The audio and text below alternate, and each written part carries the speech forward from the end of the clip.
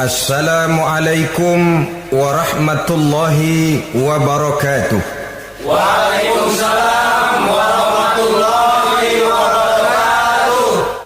Saudara-saudara kaum muslimin, adapun iblis dan setan sudah menyadari betul bahwa iblis dan setan tempatnya di akhirat nanti jelas neraka. Itu mereka sudah sadari betul. Maka yang mereka kepengen sekarang bagaimana mencari teman sebanyak-banyaknya untuk menemani mereka di neraka nanti. Nah, inilah yang menyebabkan mereka berjibaku betul.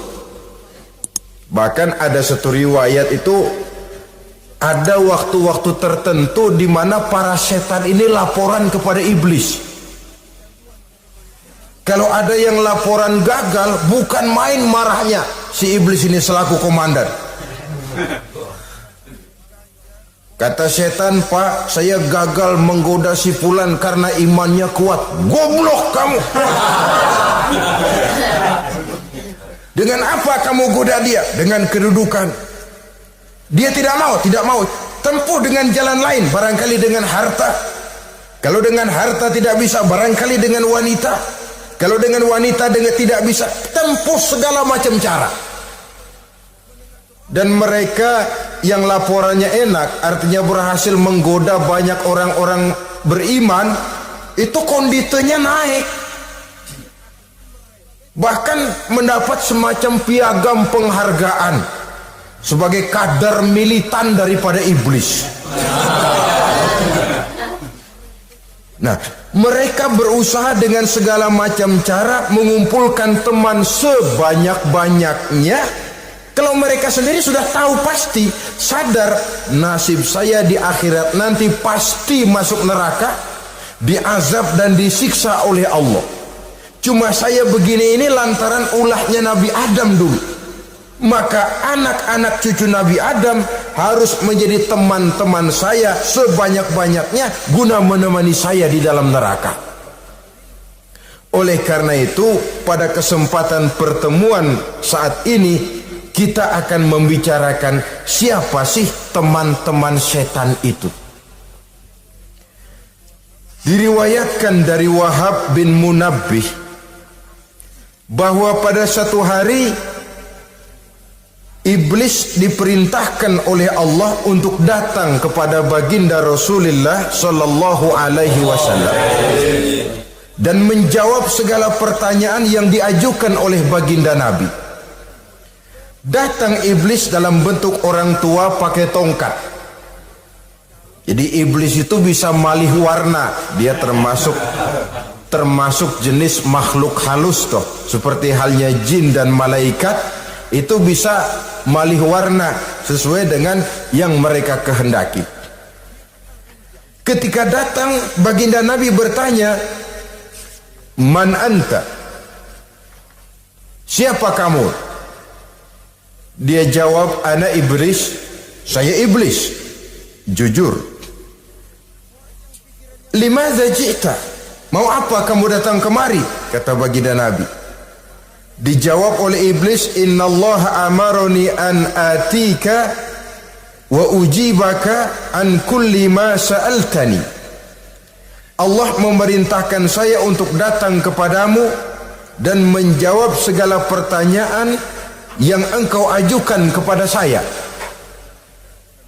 Nah, atas pernyataan ini baginda Rasul kemudian bertanya dengan dua pertanyaan. Pertanyaan pertama, iblis, "Kam ikhwanuka min ummati?" Ada berapa sih teman-temanmu dari golongan umatku? Dari golongan umatku, umat Islam ini, bukan orang lain. Kalau orang kafir sih sudah jelas, itu memang CS-nya iblis. Tapi dari umatku, siapa saja yang jadi teman-teman kamu iblis? Menjadi antekmu, menjadi alatmu sejak dari dunia sampai ke neraka nanti. Atas pertanyaan ini iblis menjawab, teman-teman saya dari golongan umatmu ya Muhammad, asyarun, ada 10 orang. Ada 10 orang yang merupakan teman-teman iblis dari dunia sampai ke neraka. Siapa mereka? Pertama kata iblis, teman saya hakimun jair, hakim yang curang, hakim yang tidak adil. Ini bisa dimaklumi. Kenapa? Karena hakim diharapkan adalah produk keadilan. Sehingga orang mengatakan seorang hakim adalah seorang yang meletakkan sebelah kakinya di surga dan sebelah lagi di neraka. Kalau adil dia menghukum, kaki sebelah kanan yang akan menentukannya ke surga. Kalau licik dia menghukum, kaki sebelah kiri yang akan menjerumuskan dia ke dalam neraka.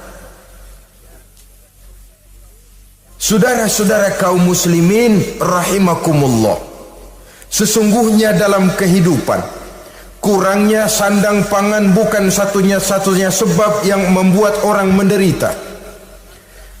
Tidak teraturnya perumahan, kurangnya lapangan kerja bukan satu-satunya yang menyebabkan rakyat menderita, tapi lukanya rasa keadilan, tidak tegaknya hukum sebagaimana yang diharapkan. Itu juga bisa menjadi sumber nestapa, bisa menjadi asal dari segala derita.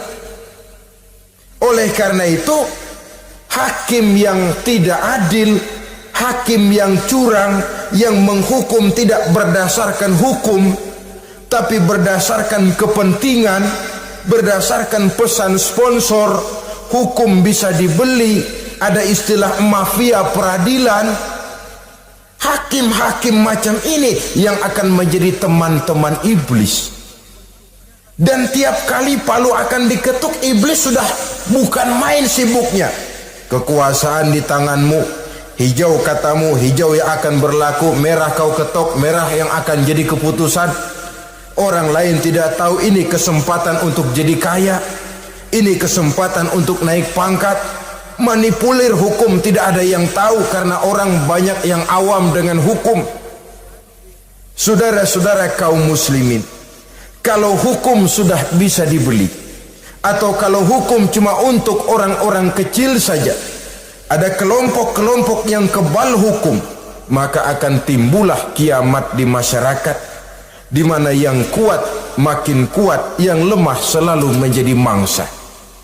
Oleh karenanya, hakim yang serong, hakim yang durjana merupakan teman-teman setan, merupakan teman-teman iblis dari dunia sampai ke neraka nanti. Ini yang pertama. Oleh karenanya, pada dasarnya setiap kita adalah hakim untuk keluarga. Dalam pergaulan hendaklah adil di dalam memutuskan segala sesuatu. Lebih-lebih hakim yang memang menjadi pengayom masyarakat. Bukankah lambang para hakim digambarkan dalam bentuk neraca yang berimbang, tidak berat ke kiri, tidak juga berat ke kanan, dalam arti objektif memberikan keputusan sesuai dengan hukum, sehingga masyarakat terlindungi. Dan hakim yang adil secara praktis adalah musuh daripada setan. Dimanapun setan dan iblis paling gak demen sama hakim yang adil. Itu merupakan musuh besar bagi setan, yang menyalahkan yang salah, membenarkan yang benar, walaupun yang salah orang besar, yang benar orang kecil. Dan kita memang oleh baginda Nabi diajarkan satu doa, Allahumma arinal haqqa haqqa warzuqna ittiba'ah. Ya Allah, perlihatkan kepada kami bahwa yang benar itu benar. Sebab sering kita lihat yang benar jadi tidak benar. Ini memerlukan kekuatan batin. Yang benar tampakkan kepada kami kebenarannya ya Allah. Sebab sekarang banyak ketidakbenaran yang dikamuflase. Banyak ketidakbenaran yang diberikan lipstick sehingga kelihatannya menjadi benar. Ini baik doa ini saya pikir dibaca oleh para hakim. Allahumma arinal haqqa haqqa. Ya Allah, perlihatkan kepada saya bahwa yang benar itu benar. Dan tidak cuma sekedar itu, warzuqni ittiba'ah. Berikan kekuatan kepada saya untuk mengikuti kebenaran itu. Sebab kadang-kadang terjadi juga dia tahu yang benar itu benar, tapi tidak punya keberanian moral untuk mengatakan bahwa itu benar. Dia tahu itu barang yang hak, tapi tidak terpanggil mengikuti yang hak, tidak punya kekuatan moral untuk mengikutinya.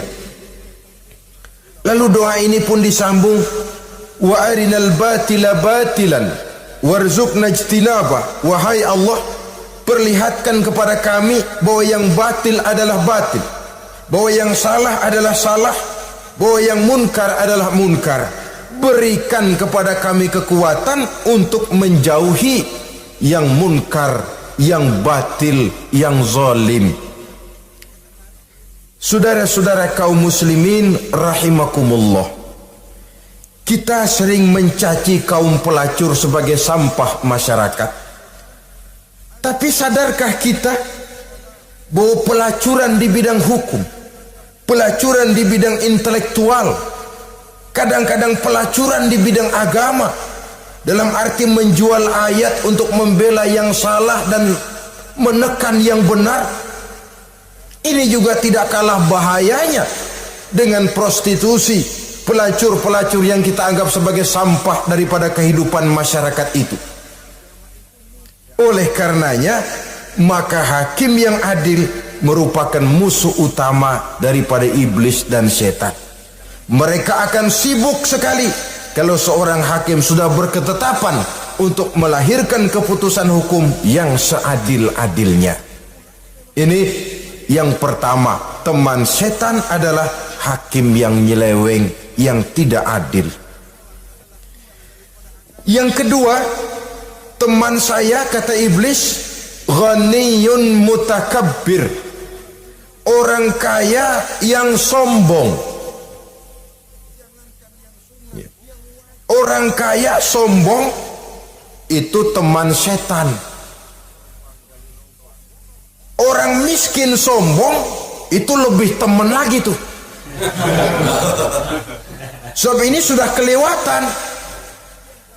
Kalau orang kaya sombong barangkali masih lumayan lah, memang kaya. Tapi kalau sudah miskin sombong, minta ampun. Orang kaya yang sombong adalah musuh iblis. Sebab pada hakikatnya tidak ada yang kaya dalam kehidupan ini kalau sudah bercermin kepada apa sih yang kita punya. Nabi Sulaiman karena merasa menguasai antara masyrik dan maghrib, satu hari pernah mohon izin kepada Allah. Ya Allah, saya mohon izin kepadamu untuk memberikan makan kepada seluruh makhluk-makhlukmu sekedar satu hari saja. Baik, satu hari Nabi Sulaiman mau menjamin menanggung makannya semua makhluk karena merasa kaya. Baik, kata Allah. Lalu sibuklah Nabi Sulaiman mengadakan persiapan. Seluruh bala tentaranya, jin, binatang dikumpulkan, mengumpulkan makanan yang sebanyak-banyaknya, diatur di satu lapangan yang sangat luas. Sebab ini yang mau makan tentu tidak sedikit. Nah, sudah selesai persiapan, kata Allah, sudah selesai Sulaiman? Sudah ya Allah. Nah, aku mulai dari makhlukku yang paling di bawah, ikan. Ikan nun dipanggil oleh Allah. Rezekimu hari ini mau ditanggung Sulaiman. Naik, makan. Naik ikan ini. Sekali makan seluruh persiapan habis. Goleng kepala Nabi Sulaiman, beliau sadar lalu sujud, maha kaya engkau ya Allah. boro-boro nanggung makanan semua makhluk hidup sehari, ikan satu nggak keurusan. Ini baru sekali makan, bagaimana nambahnya? Jadi apa sih yang kita anggap kaya ini? Maka orang kaya yang sombong pada hakikatnya kacang yang lupa akan kulitnya. Tidak ada yang kita bawa pada saat kita terlahir ke alam ini, sebagaimana juga tidak ada yang kita bawa pada saat kita meninggalkan alam ini. Harta kita akan pindah nama. Sebab itu yang perlu kita jaga pada hakikatnya tidak lain nilai-nilai iman, sebab ini yang akan kita bawa. Cuma ironinya, karena iman itu abstrak, bukan benda, orang yang kehilangan iman tidak pernah ribut. Sebaliknya, karena harta itu materi, benda konkret, orang yang kehilangan harta cepat merasa, cepat ribut. Motor hilang, ribut. Kenapa? Motor itu benda, kelihatan. Duit hilang, ribut. Televisi hilang, ribut. Kenapa? Benda. Tapi kalau iman yang hilang, wah kelihatannya tenang-tenang saja, Pak.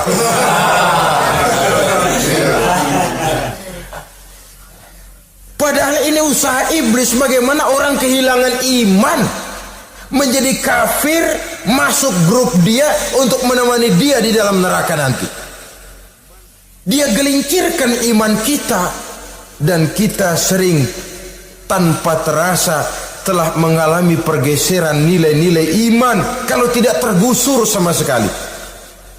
Cuma saya katakan tadi, oleh karena iman ini bukan benda, orang yang kehilangan iman kurang begitu merasa, padahal ini yang paling berharga. Sebab ini yang akan kita bawa menghadap Allah. Orang itu kalau sudah yakhruju minad dunya bighairi iman, keluar dari dunia, meninggalkan dunia dan seluruh isinya, kembali menghadap Allah dengan tidak membawa iman, tempatnya jelas sudah. Itu yang paling kita khawatir. Pangkat jelas tidak kita bawa, harta benda akan pindah nama jadi milik ahli waris kita. Tiba-tiba iman yang cuma satu itu tempat kita bergantung hilang juga dari diri kita. Dengan apa kita mau menghadap Allah? Dan kemalangan apa yang lebih besar dari orang-orang yang telah kehilangan iman pada saat dia menghadap Allah Subhanahu wa ta'ala. Karena itu saudara-saudara, terutama yang diberikan amanah berupa harta oleh Allah dalam kehidupan ini, bersyukurlah kalau saudara diberikan kepercayaan oleh Allah untuk menyalurkan rezeki kepada orang lain, seperti keran yang nyimpen air tapi tidak untuk dirinya, disalurkan kepada yang memerlukannya. Rezeki dia cuma lewat tangan saya, rezeki dia cuma lewat tangan saya. Berbahagialah orang kalau dipercayai Allah untuk menyalurkan rezeki kepada orang lain. Artinya agen. Yang ditunjuk jadi agen Allah, kok nggak bangga? Kalau sudah kemari cara berpikir, insya Allah rasa bakhil bin pelit alias medit bin koret.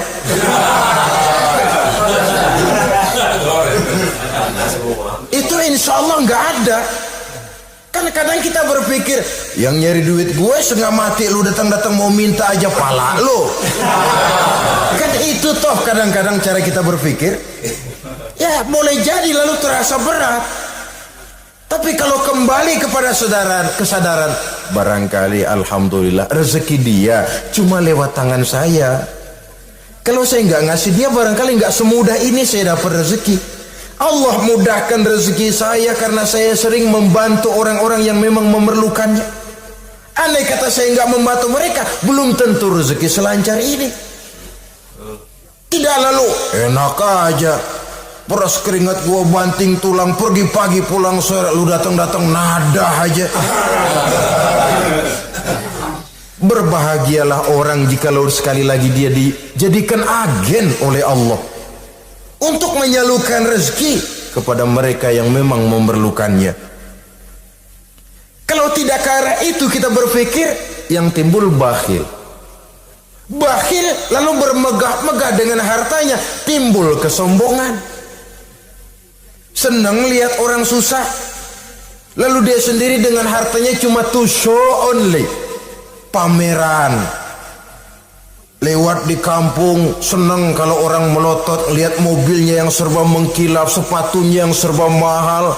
Senang kalau, wah, semua gaya hidupnya serba jet set, wah, wah, wah.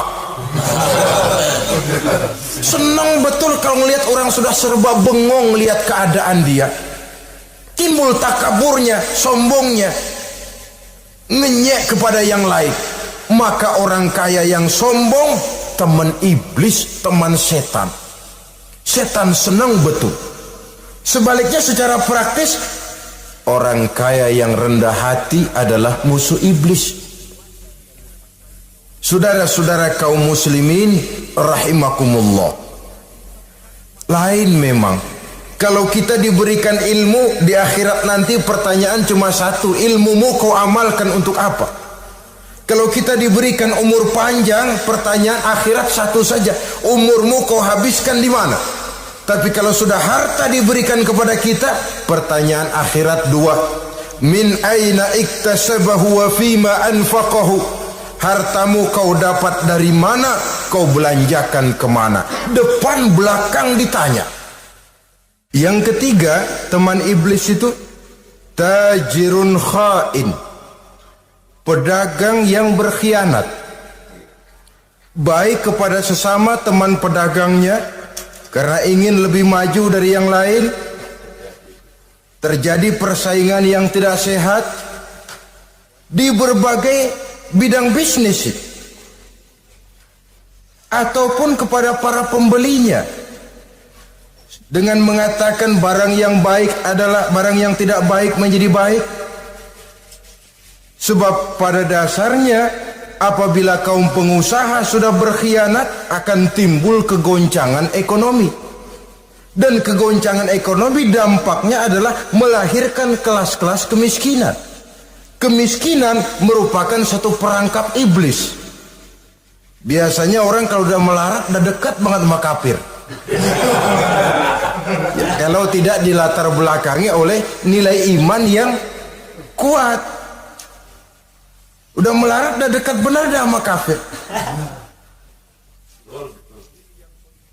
Apalagi iblis ini menggodanya pandai dia. Kepada orang miskin dia datang dengan bujukan materi. Kepada yang cukup hartanya dia datang dengan bisikan lain. Pendeknya iblis dan setan itu kalau ibarat tukang joget, dia ngerti betul irama kendang.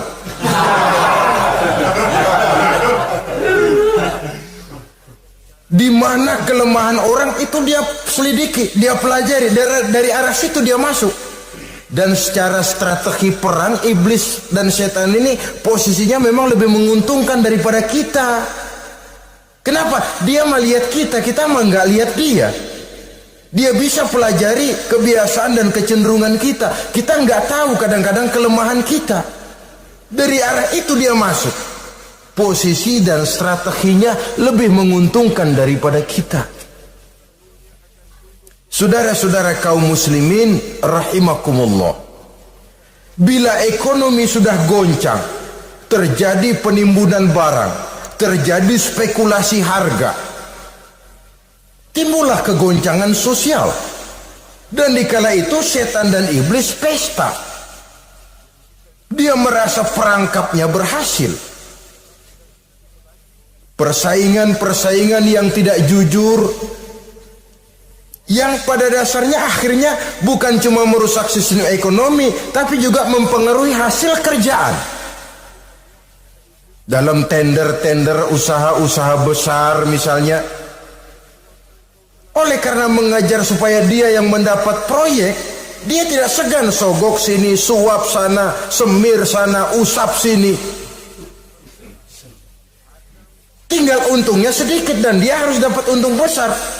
Akhirnya apa? Proyek yang dikerjakan cuma asal sekedar jadi. Tidak seperti standar yang ditetapkan lagi. Juga tidak merupakan kesalahan yang sepenuhnya harus dibebankan kepada dia. Kesalahan yang merupakan siklus, mata rantai, sudah lingkaran setan. Itulah sebabnya sering saya ungkapkan, kalau manusia sudah jadi teman setan, lebih buas daripada bajing. Karena bajing cuma makan kelapa, tapi bajingan udah apa saja dimakan. Sudah jadi teman-teman iblis, tidak ngerti halal haram, hak dan batil. Ini kepentingan pribadi apa kepentingan orang banyak, yang penting sikat saja. Jadi yang ketiga ini targetnya memang kekacauan ekonomi, yang kemelaratan, kemiskinan merupakan tangga untuk sampai kepada kekafiran, dan iblis tahu betul itu.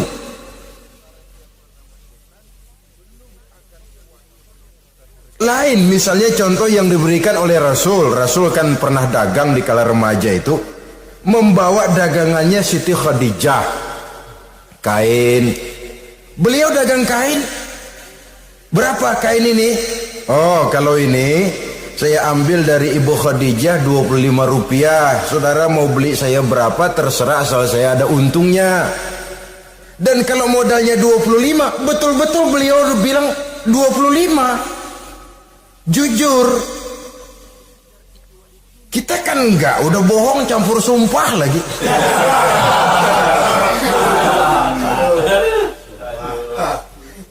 Ini yang ketiga. Yang keempat, teman-teman setan, teman-teman iblis, syaribul khamr. Orang yang minum arak, pemabuk, itu teman setan.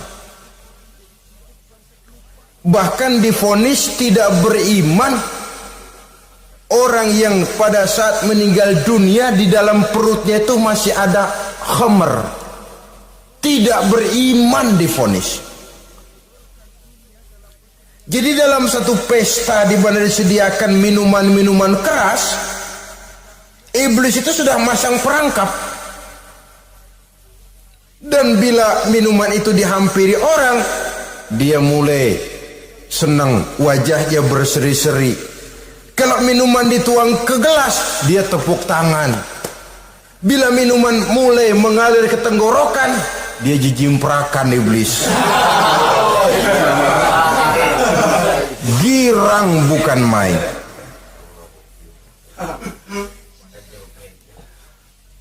Saudara-saudara kaum muslimin rahimakumullah. Kenapa pemabuk merupakan teman setan? Karena dalam keadaan mabuk, orang kehilangan daya kontrol. Perbuatannya nyaris tidak terkontrol lagi.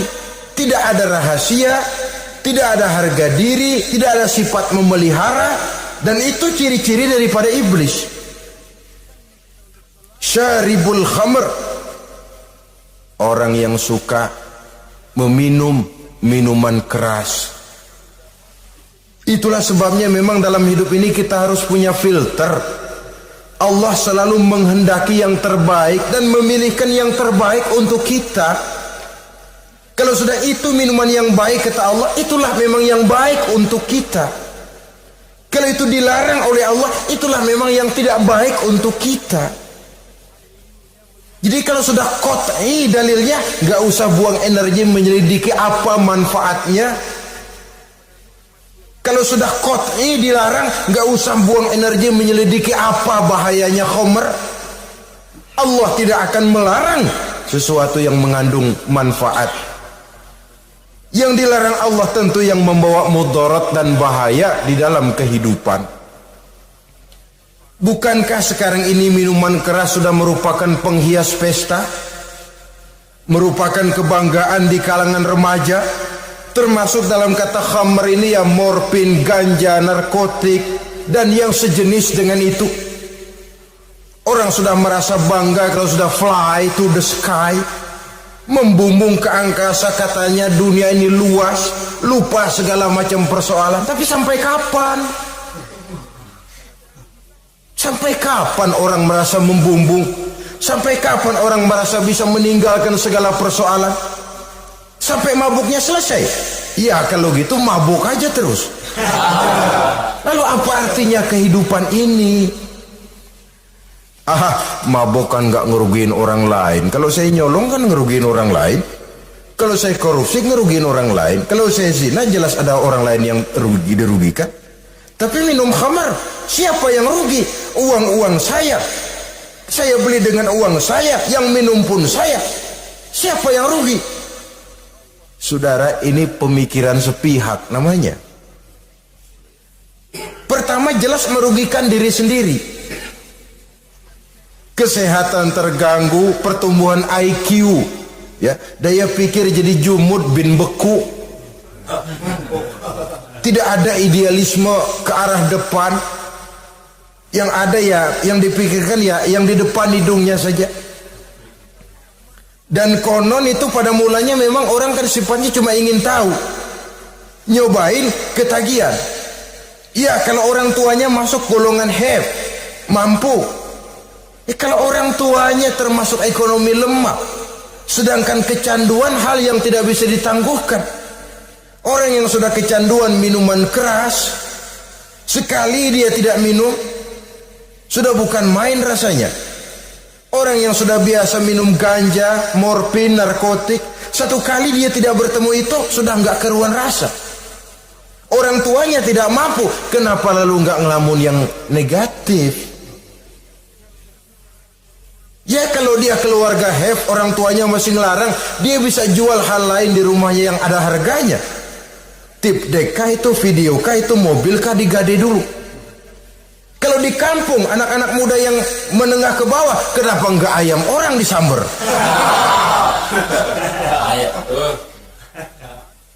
Terjadilah perbuatan negatif yang akhirnya merembet kepada merugikan orang lain.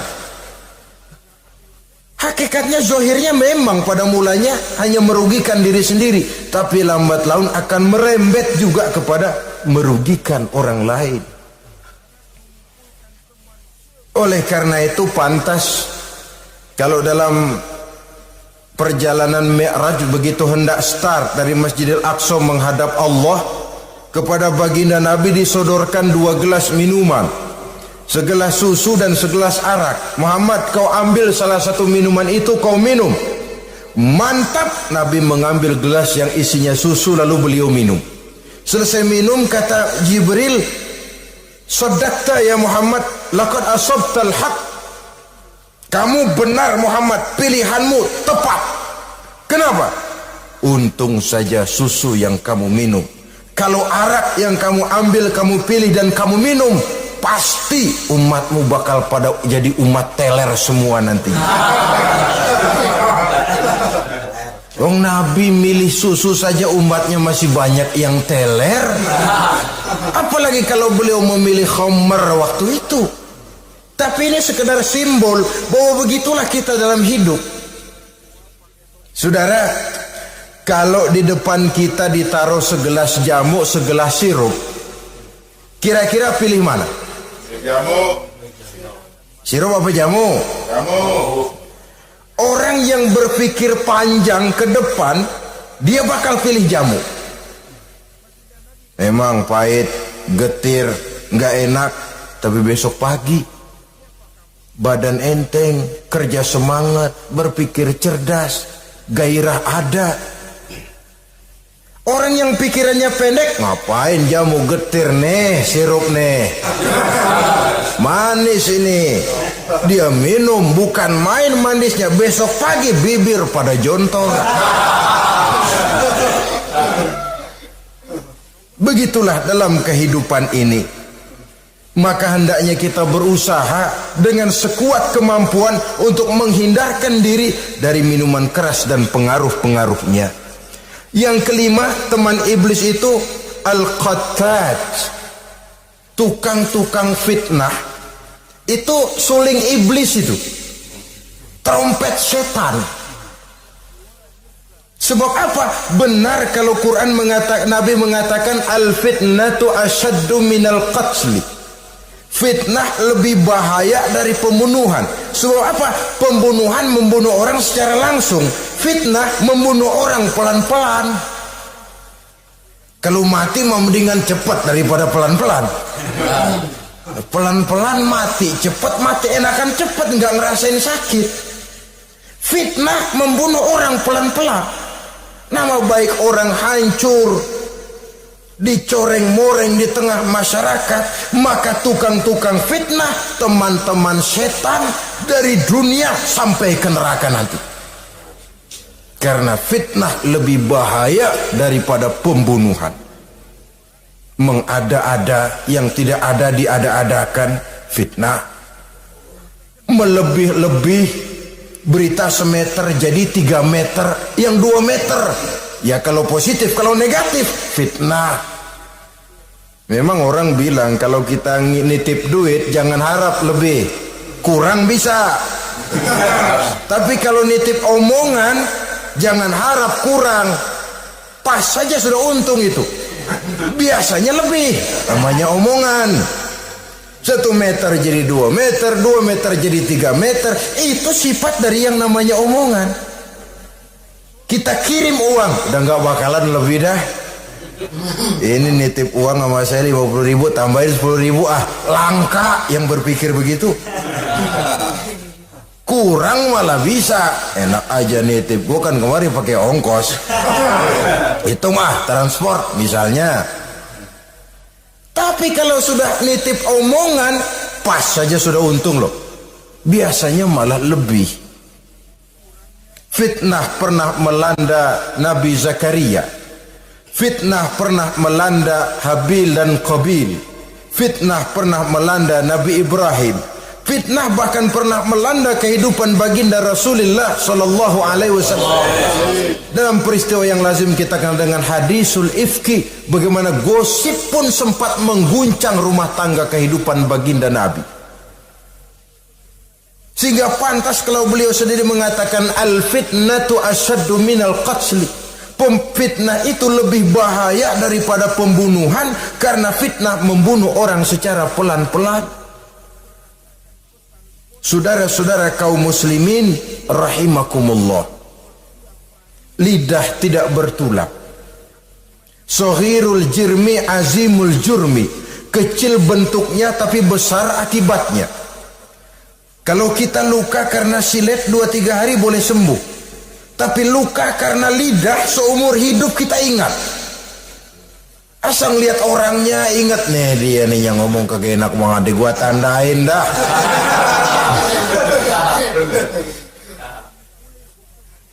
Itulah sebabnya pepatah bilang salamatul insan fi hifzil lisan. Orang akan selamat jikalau dia pandai menjaga lidahnya. Saudara-saudara kaum muslimin, yang keenam, teman setan sahibur riya. Orang yang riya, beramal cuma to show only, supaya ingin dipuji orang, ingin dilihat orang, riya namanya. Tidak ada ikhlas. Sebab kata Imam Ghazali, an-nasu kulluhum niyamun illal alimun, wal alimuna an-nasu kulluhum mauta illal alimun, wal alimuna niyamun illal amilun, wal amiluna mughtarruna ilal mukhlisun. Manusia itu pada hakikatnya mati kecuali orang alim. Orang alim sekalipun hidup hakikatnya adalah tidur, kecuali orang yang mengamalkan ilmunya. Dan orang yang mengamalkan ilmunya banyak yang tertipu kecuali orang yang ikhlas. Tepat ini fatwa Imam Ghazali. Manusia hakikatnya tidur kecuali orang yang alim. Orang yang alim walaupun hidup tapi tidur, hidup tidur, ya nggak bisa berbuat banyak kecuali orang yang mengamalkan ilmunya. Dan orang yang mengamalkan ilmunya banyak yang tertipu kecuali yang ikhlas. Jadi kalau amal itu adalah jasad, ikhlas itu adalah ruh. Amal tanpa ikhlas patung. Patung tidak bisa berkembang, tidak bisa berbuat banyak, namanya patung. Itu amal tanpa ikhlas. Ini termasuk penyakit batin toh, ikhlas, riya, ujub, sum'ah. penyakit kepengen didengar orang, penyakit kepengen dilihat orang. Wah, kalau sembayangnya dilihat orang mantap betul, kayak besok mau mati. Tapi kalau sudah sembahyang nggak dilihat orang, wah kilat khusus, cepat bukan main. Ria. Ini yang menghancurkan amal ini nggak terasa. Sifat kita sendiri. Ria ini menggeragoti amal sebagaimana api menggeragoti kayu bakar. Yang ketujuh, teman setan akilu malil yatim, orang yang memakan harta anak yatim. Itu setan senang betul itu. Dia bisikan, nah, kau kan ngurus anak yatim, kau sudah menanamkan budi kepada mereka, jadi wajar kalau kau ambil bagian. Mula-mula memang dalam batas yang wajar, makin lama malah berebut sama yatimnya. Makin kesenoin, yatimnya malah nggak keduman, panitianya yang kenyang. Akilu malil yatim, orang yang memakan harta anak yatim secara zalim, ini merupakan teman setan. Sebaliknya, orang yang melindungi anak yatim, kata Nabi, seperti dua jari ini dengan aku di akhirat nanti, dekat derajatnya dengan Rasul. Yang kedelapan, teman setan al-mutahawinu bis shalah, orang yang nganggap enteng sholat, ngenteng-ngentengin sholat. Nanti aja dah, kalau udah tua-tuaan, sembayang mah gampang, saban sari ada. Kalau ini nih tinju jarang-jarang. Al-mutahawin, ngenteng-ngentengin. Pada dasarnya agama itu mudah, jangan dipersulit, tapi juga jangan dipermudah. Agama itu tidak berat, jangan diberat-beratin, tapi juga jangan dienteng-entengin. So yang enteng kalau kita entengin, akhirnya menganggap remeh. Mulanya memang sedikit, makin lama makin banyak, makin lama makin banyak, makin bertumpuk. Apalagi kalau sadar kita sholat adalah tiang daripada agama. Bagaimana rumah akan tegak tanpa tiang yang kuat? Bagaimana agama akan tegak dalam diri seseorang kalau sholatnya dia enteng-entengi?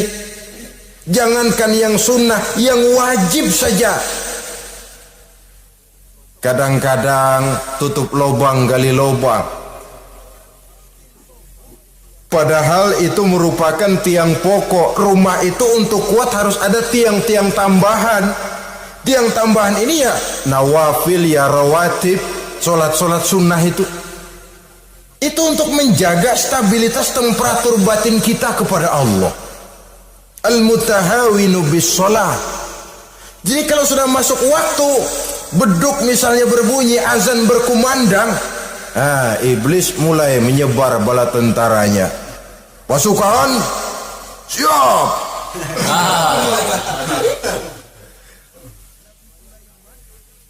Kama yang dagang dia bisikin, sedang enaknya lo dagang, beli lagi banyak-banyak, sembahyang mah ada besok.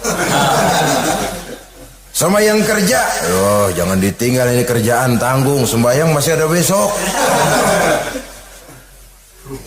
Saudara-saudara kaum muslimin rahimakumullah, andai kata kita berhasil, kita tinggalkan kesibukan, lalu kita pergi sholat, apa iblis diam? Setan tenang? Tidak, masih dia bisiki kita. Iya, kalau mau sembahyang ya sembahyang, cuman buruan udah. Nah, yang mau belanja, yang menunggu, bukan main.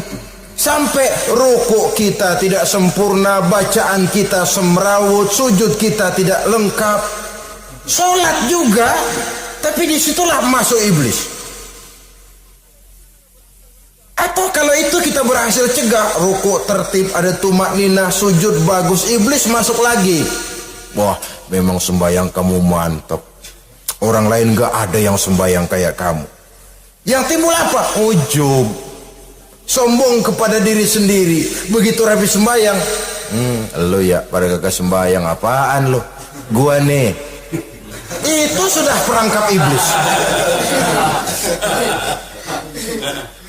Jadi lewat segala macam cara dan jalan, kepada yang ibadahnya bagus ditanamkan rasa ujub,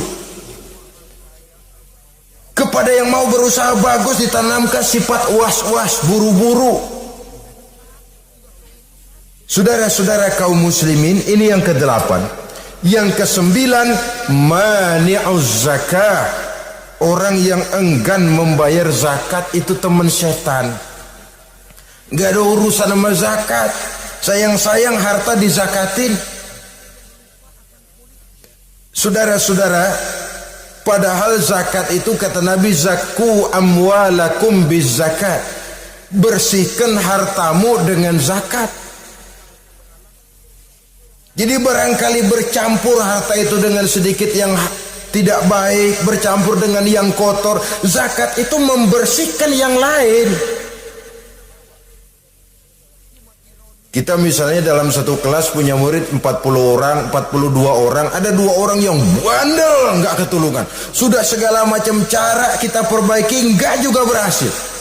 Ini kan kalau nggak diatasi kan mempengaruhi yang teman-teman yang 40 orang. Untuk menyelamatkan yang 40 ini, nggak apa-apa yang 2 keluarin. Bikin pemecatan, anak saudara kami sudah tidak sanggup lagi mengajar. Dengan ini kami berhentikan dari sekolah yang kami pimpin untuk menyelamatkan teman-teman yang lebih banyak. Mengeluarkan yang 2 untuk menyelamatkan yang 40. So kalau tidak ini nanti ngerembet, yang 40 ngikut jadi ngeres. Itu juga harta. Zakat untuk membersihkan yang masih tersisa.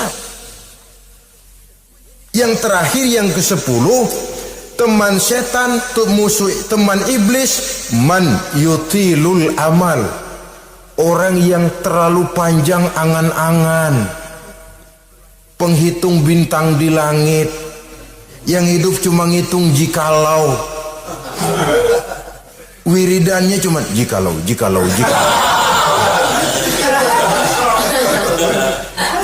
Tidak pernah mau berbuat, cuma angan-angan kelewat panjang. Yang ngelamun kan nggak ada sekolahan, ya siapa juga bisa ngelamun. Orang bukan tidak boleh bercita-cita, bahkan cita-cita yang mendorong kita untuk bergairah dalam kehidupan. Tapi kalau cita-cita tanpa langkah konkret, yang penting kan punya kemauan, lebihnya tawakal, nggak cukup. Pernah datang ke masjid seorang sahabat. Begitu sampai dia turun dari onta langsung menghadap baginda Nabi. Nabi tanya, ontamu udah diikat belum? Belum ya Rasul. Kenapa? Saya tawakal kepada Allah. Tuh orang diomelin sama Nabi. Ikat dulu, habis gitu baru tawakal.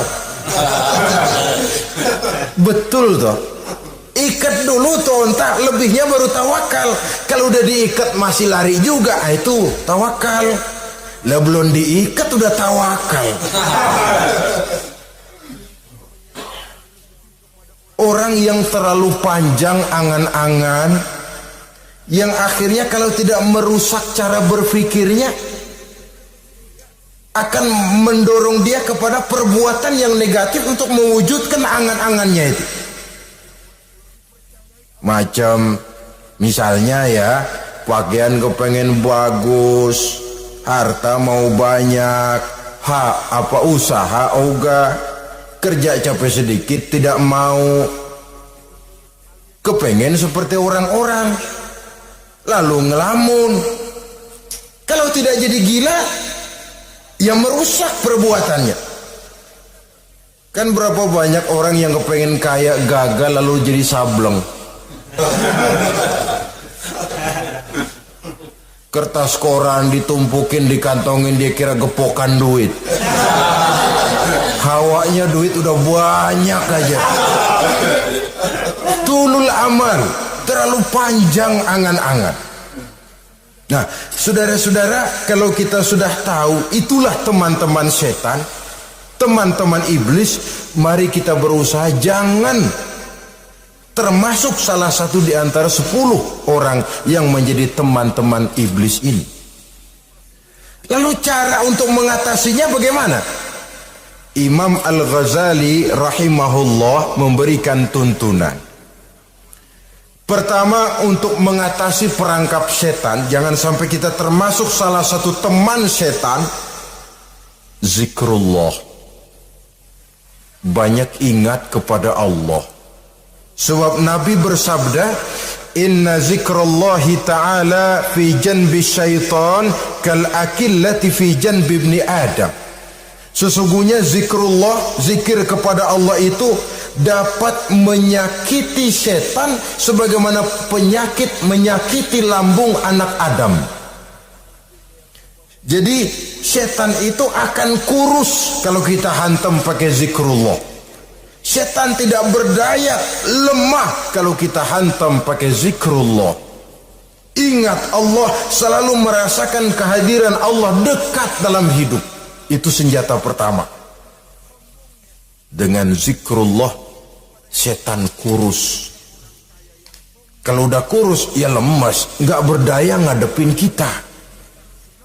Tapi kalau nafsu yang kita ikutin, kita umpanin tuh setan. Lah gemuk, begitu gemuk, makin berleluasa dia ngutak-ngatik kita. Yang kedua, jangan mendekati tempat maksiat. Sebab man hama haulal hima yusiku ayyaqafi. Orang yang main di pinggir kali ditakutin kecebur di kali. Jangan mendekati tempat yang cenderung membawa kita ke tempat maksiat. Saudara-saudara, yang ketiga, mengosongkan perut. Dalam arti rajin puasa, puasa sunnah. Kata Nabi, inna syaitan yajri min ibni Adam majrad dam fadayyiku majariyahu bil ju'. Setan mengalir dalam diri manusia seperti mengalirnya darah. Maka persempit jalan setan dengan apa? Bil ju', dengan memperbanyak lapar, bukan memperturutkan syahwat. Pantas kalau Nabi bilang, saya adalah sekelompok orang yang tidak makan kecuali kalau kami lapar, dan kalau kami makan tidaklah sampai kekenyangan. Bukan nggak kenyang, tapi nggak kekenyangan. Yang terakhir, kata Imam Ghazali, hendaknya kita selalu ingat bahwa tujuan iblis dan setan adalah menjerumuskan manusia, menyengsarakan manusia, supaya kita menjadi teman mereka di neraka nanti. Kalau ingat itu, insya Allah kita bisa mengerem diri. Nah, inilah saja yang dapat kita sampaikan pada pertemuan kali ini. Mudah-mudahan ada manfaatnya.